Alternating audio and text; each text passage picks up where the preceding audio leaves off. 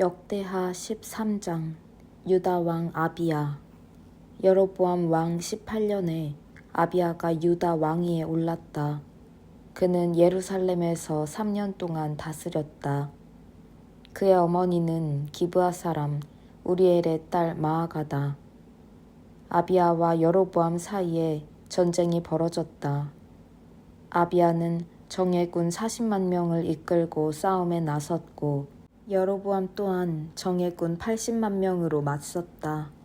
아비야가 에브라임 산지 스마라임 산에 잘 보이는 곳에 서서 말했다. 여로보암과 온 이스라엘은 들어라.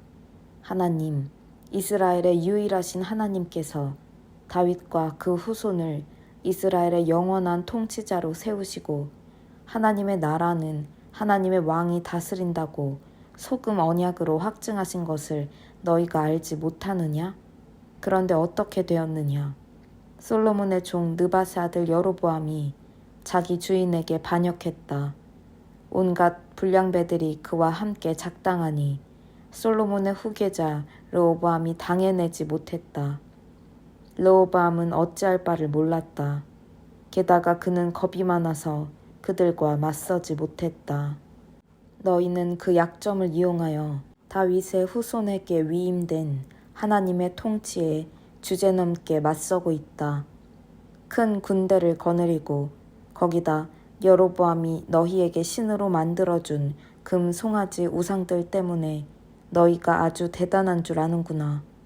하지만 지금까지 너희가 한 일을 보아라. 너희는 아론 자손인 하나님의 제사장과 레위인들을 쫓아내고 이방인들처럼 너희 멋대로 제사장을 세웠다.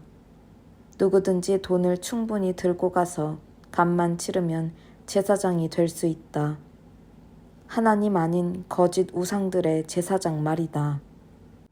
하지만 유다에 남은 우리는 하나님께 머물러 있다. 우리는 그분을 최신 우상으로 바꾸지 않았다. 확실히 검증된 아론의 제사장들이 우리를 하나님께로 인도하고 또 레위인들이 우리의 예배를 인도하여 날마다 아침과 저녁 기도 때 하나님께 번제와 향기로운 향을 드리고 깨끗한 상에 갓 구운 거룩한 빵을 차려내며 밤마다 금 등잔대에 불을 밝히고 있다.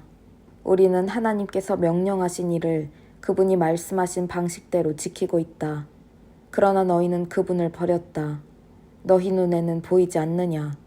하나님께서 우리 편이시며 우리의 지도자이시다.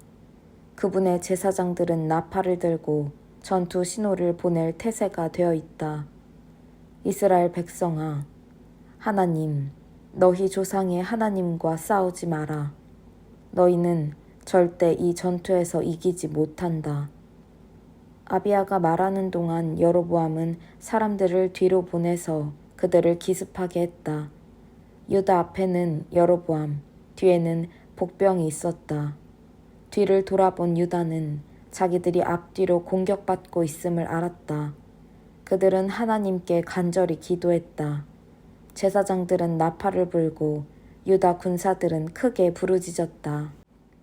그때 하나님께서 아비야와 유다 앞에서 여로보암과 온 이스라엘을 치셨다.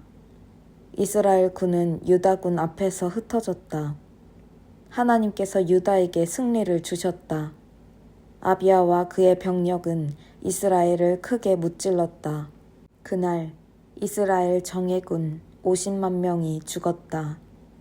이스라엘 군은 처참하게 무너졌다. 아주 치욕스러운 패배였다. 유다군이 힘들이지 않고 이긴 것은 그들이 하나님, 그들 조상의 하나님을 신뢰했기 때문이다.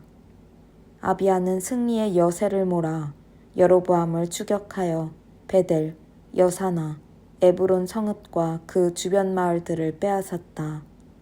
여로보암은 아비야가 살아있는 동안 이 패배에서 끝내 빠져나오지 못했다. 이후에 하나님께서 그를 치시니 그가 죽었다. 반면에 아비야는 번성했다.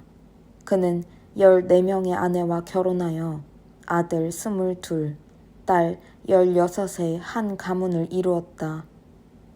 아비야의 나머지 역사, 곧 그의 언행은 예언자 이또가 쓴 연구서에 기록되어 있다.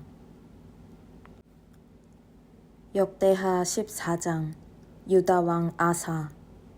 아비야는 죽어서 자기 조상과 함께 다윗성에 묻혔다. 그의 아들 아사가 뒤를 이어 왕이 되었다. 아사가 다스리던 10년 동안 그 땅은 평화로웠다. 아사는 선한 왕이었다. 그는 하나님 보시기에 바르게 행했다. 그는 이방 제단과 산당들을 없애고 신성하게 여기는 돌 기둥들을 부수고 음란한 종교의 목상들 아세림을 베었다. 그는 또 유다 백성에게 명령하여 삶의 중심을 하나님, 그들 조상의 하나님께 두고 율법대로 행하며 계명에 따르도록 했다. 그가 유다 성읍들에서 모든 이방 산당과 제단들을 없앴으므로 나라가 평화로웠다. 그 땅이 평온하고 전쟁이 없어서 아사는 튼튼한 방어 체제를 구축할 수 있었다. 하나님께서 평화를 지켜주셨다. 아사는 백성에게 말했다. 우리에게 기회가 있고 이 땅이 평온할 때 든든한 방어 체제를 구축하여 성벽, 망대, 문, 빗장으로 성읍들을 요새화합시다. 이 땅이 이처럼 평화로운 것은 우리가 하나님을 찾았기 때문입니다. 그분이 우리를 모든 고난으로부터 지켜주셨습니다. 그래서 그들은 성읍을 튼튼히 하고 번영을 누렸다. 아사의 군대는 방패와 창으로 무장한 유다 사람 30만 명과 방패를 들고 활을 쏘는 베냐민 사람 28만 명이 있었다. 그들 모두 용감한 군사들이었다. 에티오피아 사람 세라가 아사와 전쟁을 벌이려고 100만 군대와 전차 300대를 이끌고 마레사까지 쳐들어왔다. 아사는 그에 맞서 마레사 근처 스바다 골짜기에서 싸울 준비를 했다. 거기서 아사가 하나님께 기도했다. 하나님, 주께서는 한번 돕기로 작정하시면 적군의 많고 적음이 문제가 되지 않고 그들의 세력에도 눌리지 않으십니다. 오 하나님, 우리를 도와주십시오. 우리는 주님과 주님의 성품을 신뢰하기에 이 큰 군대에 맞서 싸우러 왔습니다. 한낱 인간들이 주께 대적하지 못하게 해주십시오. 하나님께서 에티오피아 사람을 아사와 유다 앞에서 물리치셨다. 에티오피아 사람은 필사적으로 도망쳤다. 아사와 그의 용사들이 그랄까지 그들을 쫓아갔다. 죽은 자가 얼마나 많았던지 에티오피아 사람은 전의를 완전히 상실했다. 하나님과 그분의 군대 앞에서 어마어마한 사륙이 벌어졌다. 유다는 많은 전리품들을 실어 날랐다. 그들은 그랄 주변의 모든 성읍을 폐허로 만들고 그 땅을 약탈했다. 그곳 사람들이 안절부절 못한 채 하나님에 대한 두려움으로 벌벌 떨었다. 또 유다는 가축 지키는 자들을 공격하여 많은 양과 낙타를 빼앗아서 예루살렘으로 돌아왔다. 역대하 15장. 그때 오벳의 아들 아사랴가 하나님의 영에 감동하니 그가 나가서 아사를 맞이했다. 아사 왕이시여, 잘 들으십시오. 유다와 베냐민도 들으시오. 여러분이 하나님과 함께 있는 한 하나님께서도 여러분과 함께 계실 것입니다. 여러분이 그분을 찾으면 그분이 만나주실 것입니다. 그러나 여러분이 그분을 버리면 그분도 여러분을 버리실 것입니다.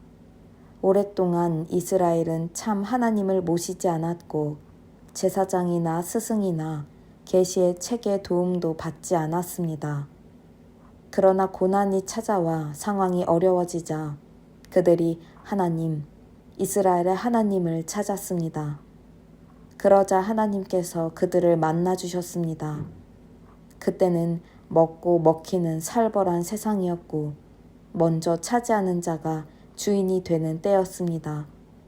어느 땅을 막론하고 다음날 무슨 일이 벌어질지 아무도 몰랐습니다. 나라가 나라를 치고 성읍이 성읍을 쳤습니다. 하나님께서 그들에게 온갖 고난을 풀어 놓으셨습니다.